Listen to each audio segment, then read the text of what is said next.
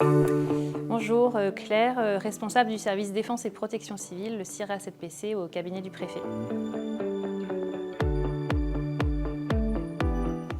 Donc on se prépare de plusieurs façons au CIRA 7PC. D'abord en rédigeant des plans.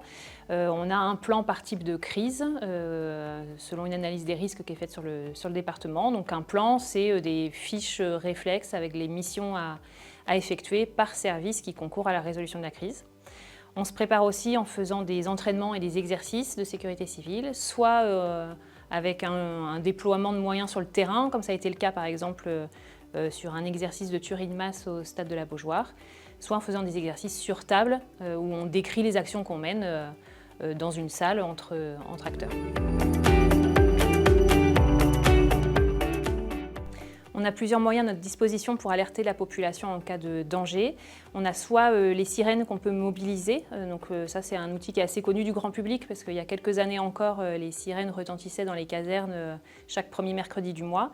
Donc là on a un réseau de sirènes sur le territoire, là où il y a les risques les plus identifiés. On a un moyen assez nouveau qui date d'il y a 1 ou 2 ans qui est FR Alert, qui permet d'envoyer des SMS sur l'ensemble des téléphones portables d'une zone donnée, où là on peut diffuser des consignes. On a également tous les réseaux sociaux à notre disposition pour diffuser l'information. Et on a également des conventions avec plusieurs médias, France Bleu Loire-Océan pour la radio locale et France 3 Pays de la Loire. La résilience, c'est pouvoir surmonter une crise et s'en relever rapidement après.